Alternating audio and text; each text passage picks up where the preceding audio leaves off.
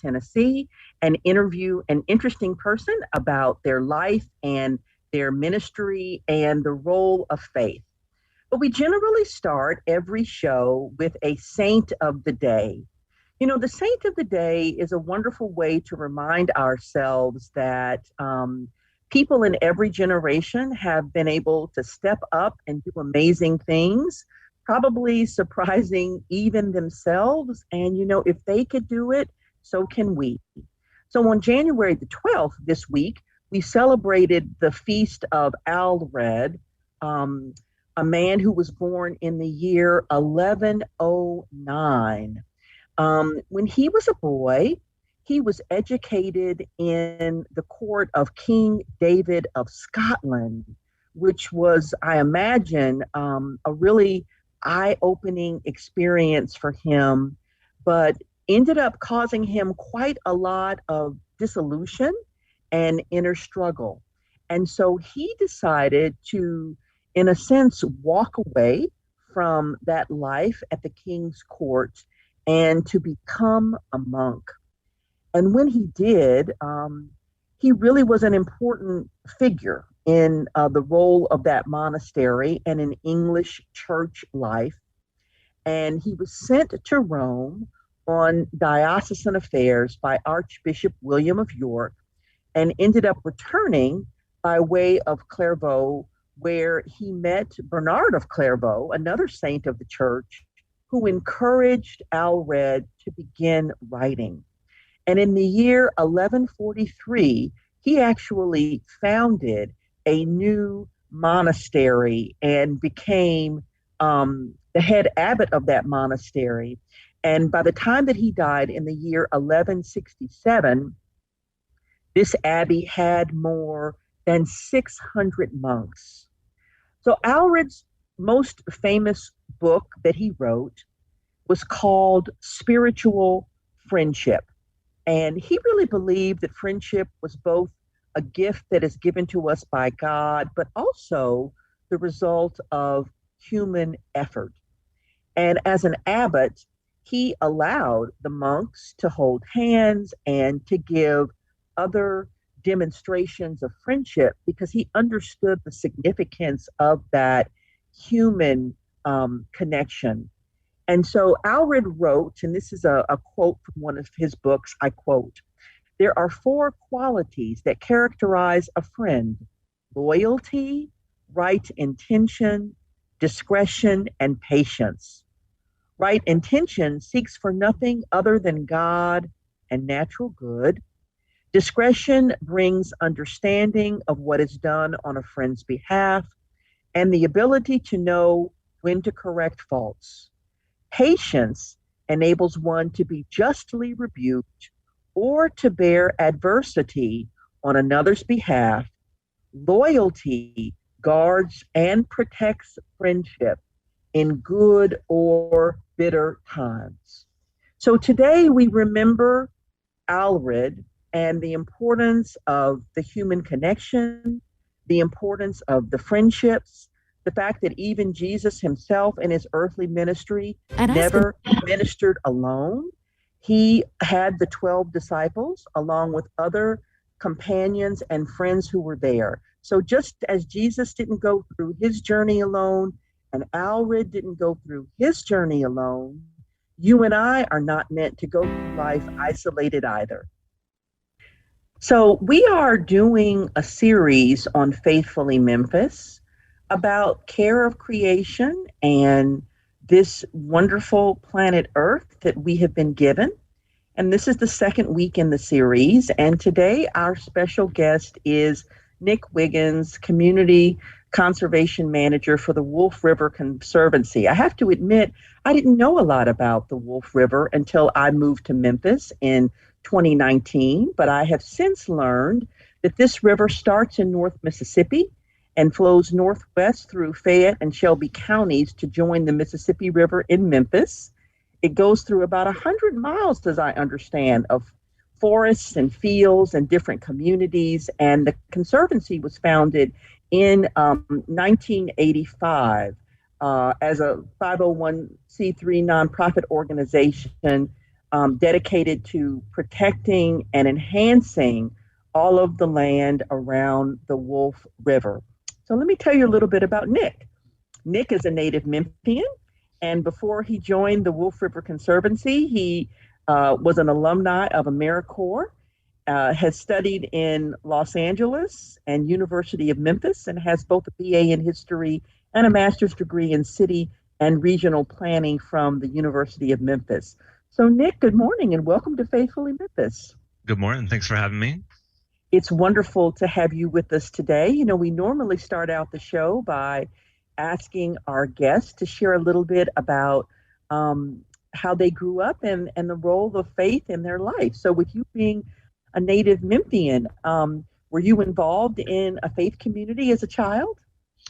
I suppose you could say that. I was raised Catholic by my family and went to Holy Rosary and Saint Benedict in my early years, so that definitely played a role in my younger years.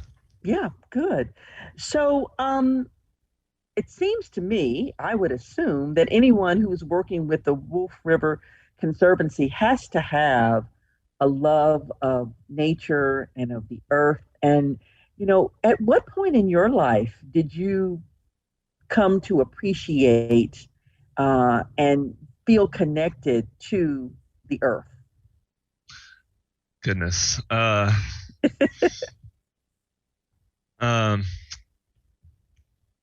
I guess in my time with AmeriCorps, Yep. I really discovered a love and a passion for service, and that involved helping people really directly, sort of face to face. And after I finished my master's degree, and actually during my master's degree, started focusing on environmental justice and environmental issues, planning, and that sort of realm. It really just became of great interest to me, as I saw, you know, it's not really being paid attention to in large media circles, and so I sort of felt a need to be in that space. Yeah, and is that what led you to Wolf River? Yes, ma'am. I had graduated and I was looking for new opportunities, and there was an internship available to make maps for the Conservancy, which as a kid, I drew maps and tried to, you know, sell them to my friends and things like that. So I've always liked that, and so I was drawn to that. And as I became more involved with the Conservancy, just really liked everything that was going on, and really found a place there. And I was really lucky to have landed here. Great. So I would imagine that some of the folks in our listening audience aren't familiar with the Conservancy, just as I wasn't. So if you were to give, you know, your elevator speech to someone who has never heard about the organization, how would you describe it? Sure. Well, you did a great intro, and thank you for that. Those are usually the things that I have to remember and rattle off at the beginning of my elevator speeches, so I appreciate that. But we're a small staff. We're 8 to 10 people, and we work to conserve and protect the Wolf River as a watershed, as a natural resource, as a sustainable natural resource for everyone. So we are a land trust at heart. So we work to acquire land, and then we work to protect that in perpetuity along the Wolf River. So we work to do that in many ways.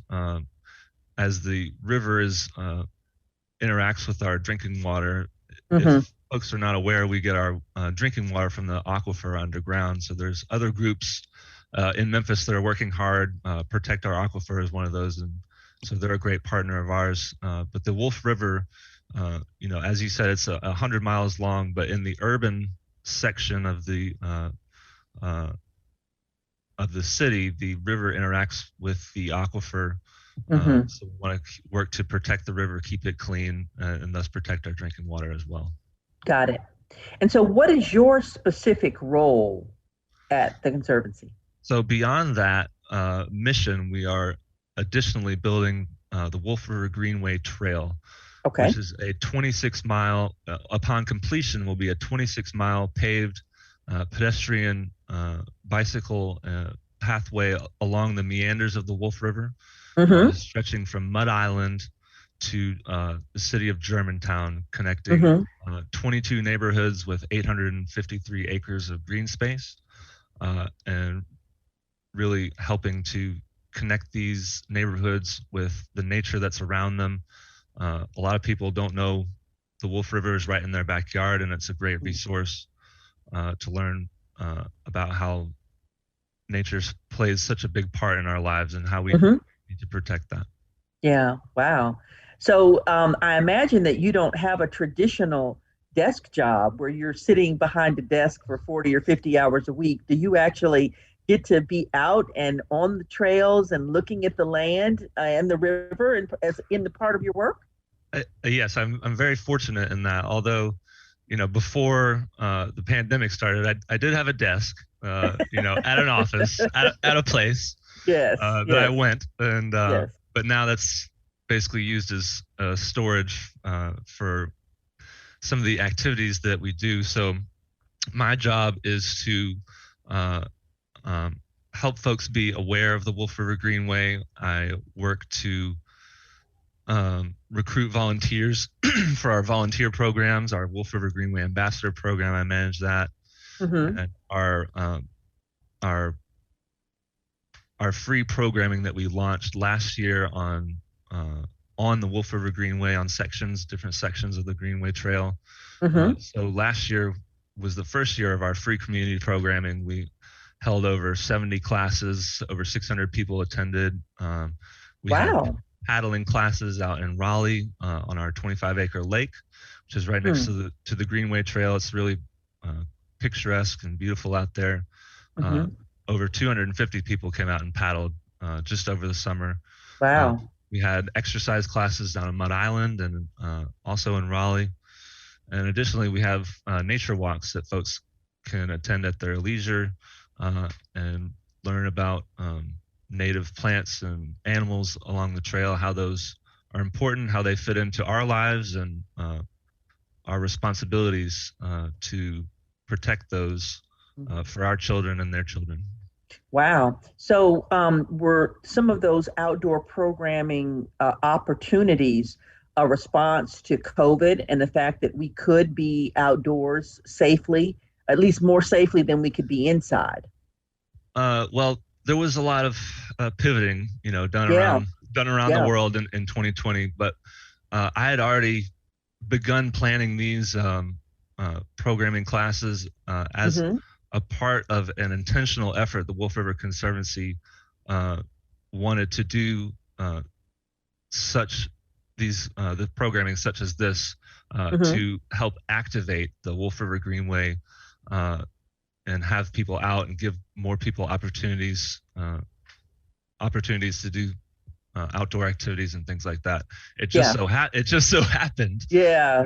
that being outdoors, fit into the current uh, health situation of the world. So Mm-hmm. um, we did a soft launch. We tried to, be within the bounds of safety as much as we could, and I think we were Mm-hmm. very successful in that. Yeah. Yeah.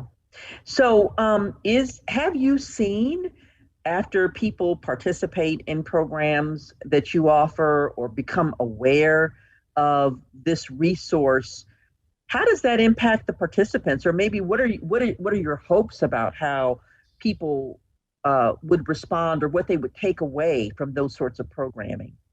Sure. Excuse me. Hey, Ah, excuse me 1 minute. no problem.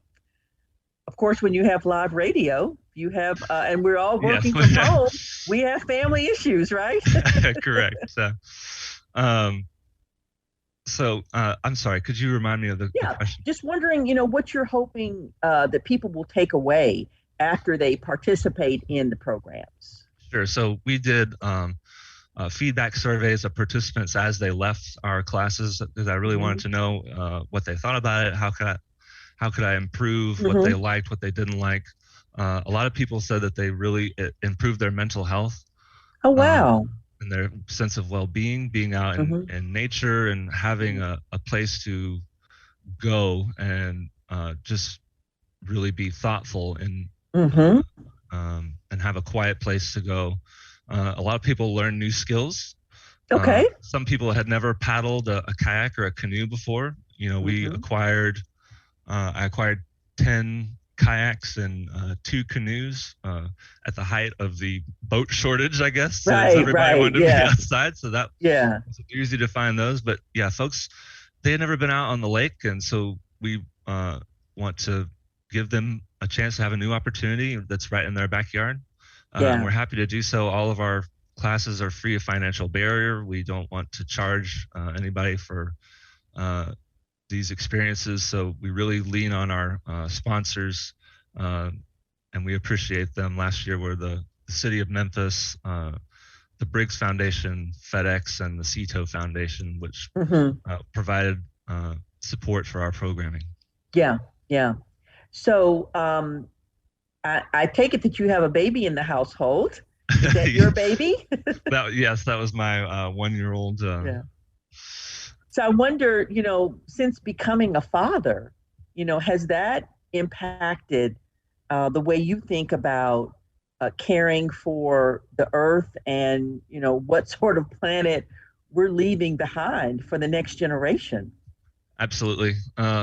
I've during I don't know exactly when it came about, but I got really interested in space science, and Hmm. it gave me a sort of a cosmic perspective on Yeah. um, life and the world, and um, so I don't. That definitely has a factor, and Hmm. that's why I do the work that I do. I'm very fortunate in uh, the resources I had growing up, so I feel sort of an obligation to not enrich myself, but sort of uh, build a bigger table, Hmm. so to speak. And Yeah. sh- Yeah. There's a saying to those for whom much has been given, much is, expected or required, that we sure, sort of pay it forward, as it were, right? Instead of absolutely. having it stop with us. Yeah. That's one of my life mottos. Absolutely. Yeah. So we are in the first month of this new calendar year. And I wonder, are there any new initiatives or projects or expansion on offerings that the Conservancy is considering introducing in 2022? Sure. I always have big eyes, look into the future. Yeah. My degree was in planning, so I'm a planner at heart.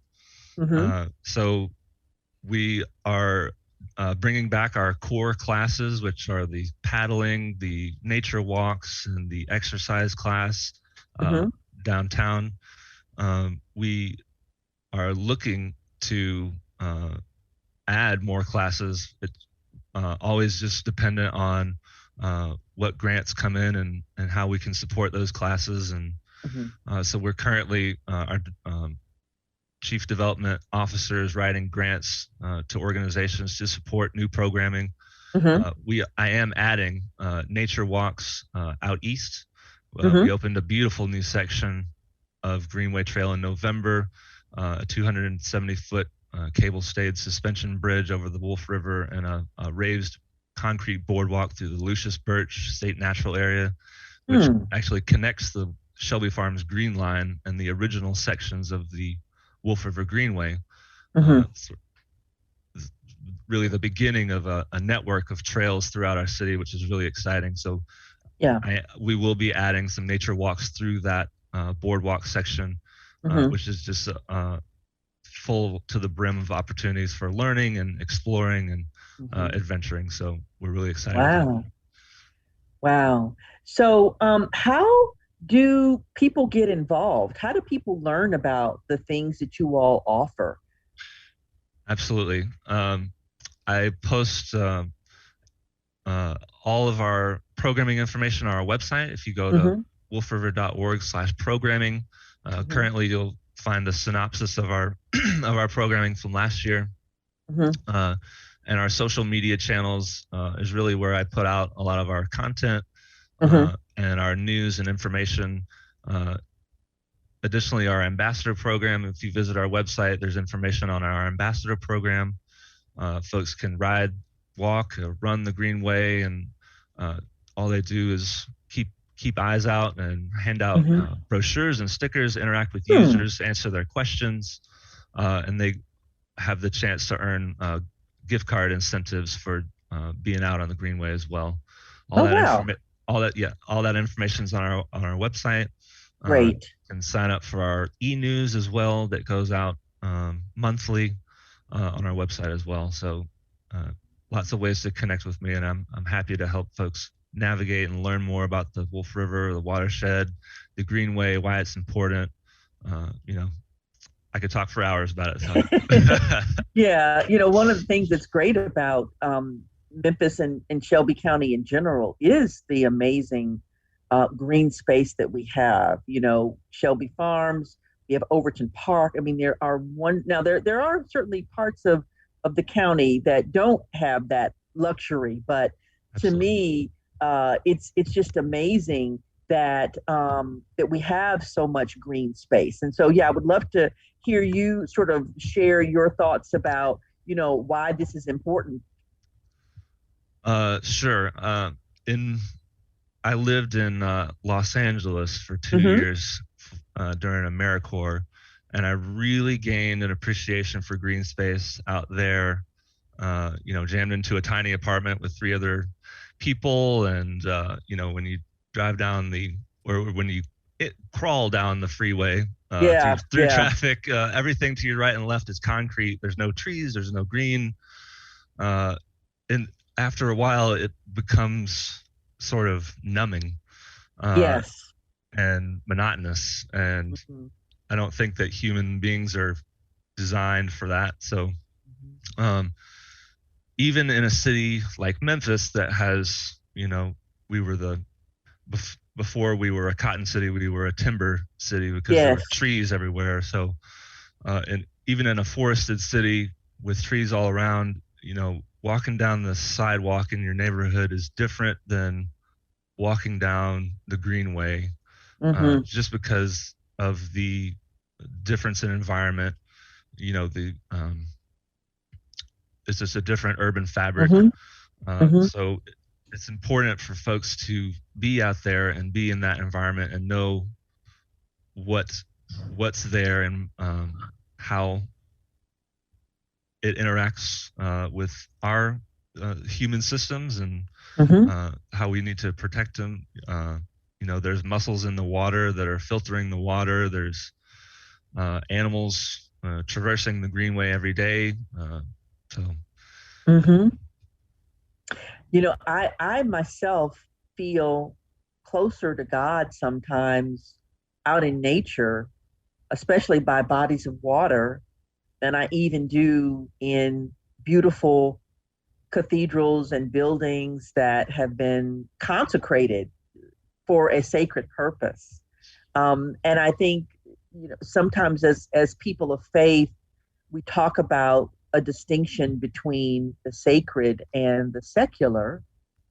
And in one sense, that's true. But for me, if God created all of this, then every single parcel of land that my foot lands on has to be sacred. Right? And it's not just a wonderful church building that's the sacred, holy place that's set aside for an encounter with God, but when we look at the beauty of creation, at least for me, it's so apparent that there was a master who had a design and an intent and a plan and a purpose, and that's how all of this was created. So it does cause me to reflect on, in a sense, the insignificance of my one human life when I'm out in sort of the grander sense of nature. Sure. I kind of get that from the cosmic perspective. So when I'm Mm-hmm. out on the when I'm out in the Greenway, sort of, by myself, I sort of have an ethereal experience. I was raised Catholic, but I wouldn't say I'm necessarily uh, currently, but I think I'd probably more identify with a Buddhism. Mm-hmm. But being out in the space and having the chance to meditate and just uh, sort of get that feeling uh, Mm-hmm. is definitely important, because Yeah. you can't do it.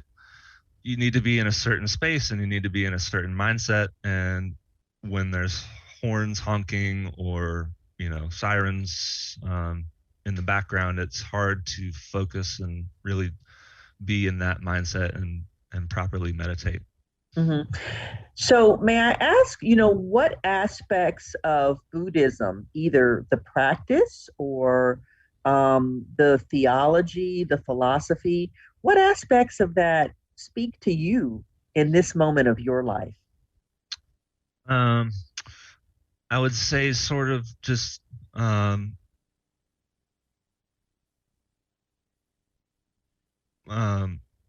doing good, Yep. putting good in the world, Mm-hmm. uh, being introspective Mm-hmm. on your own behaviors, and sort of the cycle of breaking the cycle of suffering, I guess, Mm-hmm. Mm-hmm. as you move through the different levels of consciousness. I had a, a class on it in college, so I'm sort of Yeah. Yeah. No. I would Yeah. have to Yeah. revisit the Exactly. specific, Yeah. Yeah. but I think Yeah. I'm remembering it right. Mm-hmm. 'Cause that's sort Mm-hmm. of just and driven by karma, and that's really what I instill on my daughter. Mm-hmm. Just doing good, and not really uh, doing it because I'm going to be punished if I don't. Right. Right. Yeah. Yeah. We certainly, the diocese, of course, is a Christian organization, but we do acknowledge that throughout human history, there have been multiple paths that people have used to connect with God or Creator or the ultimate or whatever. And we've had, members of the Jewish faith on the show. We've had Muslims on the show. We've had people from a variety of faith traditions on the show, because there is great diversity in how people connect with the higher power. Absolutely, yeah. Yeah. And that's something that in the Episcopal faith, we tend to, try to respect people who come at this from a variety of backgrounds, knowing that in the ultimate analysis, we won't fully know until we've died and transitioned over, right? Sure, sure. Yeah. And so, Nick, can you also speak to how, the work of the Conservancy caring for Shelby County, the community, and the ecosystems here have an impact even beyond just this one county or one area? Well, sure. In my AmeriCorps years, I was in a worked for an organization called City Year. Uh huh. Uh, I think they have a they have a presence in Memphis, but I was in Los Angeles for my tenure. But one of the things they talk about is making ripples. Uh, Yes. when you toss the stone into the you know Mm-hmm. pond, the ripples gravitate outwards. So I always really remember that when I'm frustrated or doing um, something that's difficult, and um, not really knowing where those ripples gravitate to, but knowing that they're positive ripples, Mm-hmm. uh, is motivation to continue.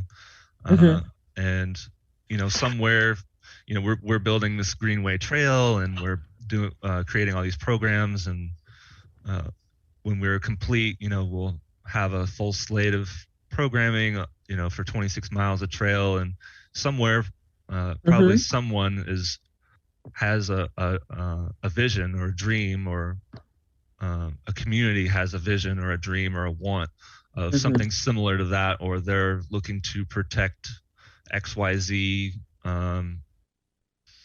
natural resource in their community.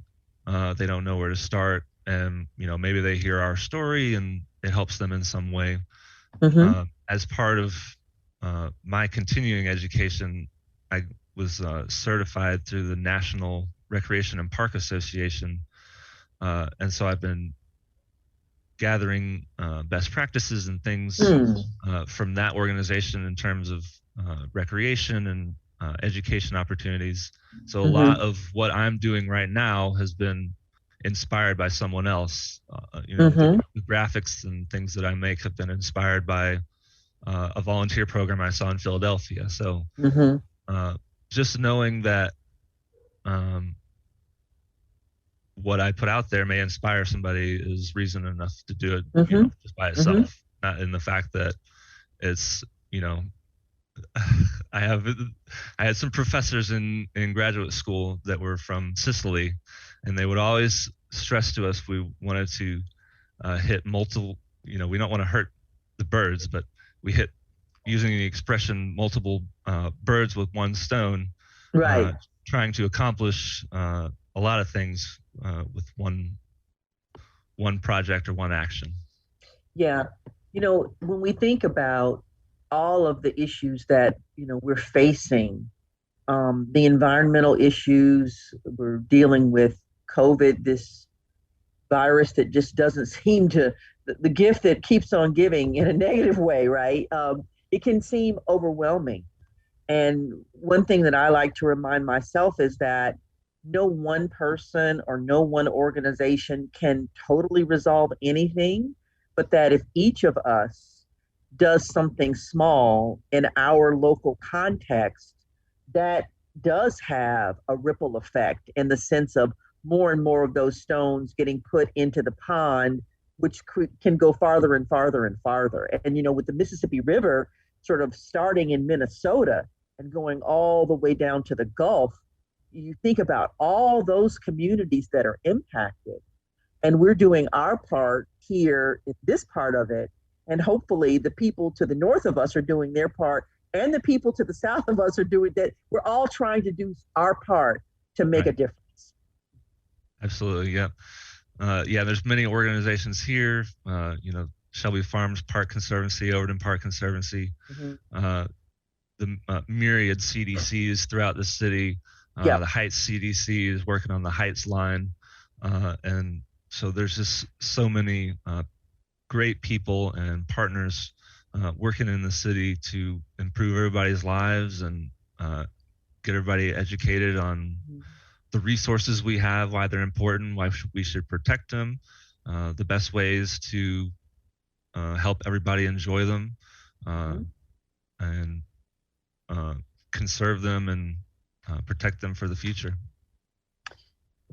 Well, Nick, thanks a lot for this conversation. We normally conclude our interviews by asking our guests what's giving you a sense of hope and of joy and a sense of potential for the future. I mean, there's a whole lot of bad news out there, but somehow all of us are still sort of pushing through. And so, what's inspiring you right now? Oof. Tough question and a tough time. Aside from, I guess, my kids. Yep. And that's a wonderful source of inspiration. Oh, I mean, it's every day. From them, and I guess just we have these trail cameras out on the Greenway Trail that we use to monitor wildlife and wildlife patterns on the trail.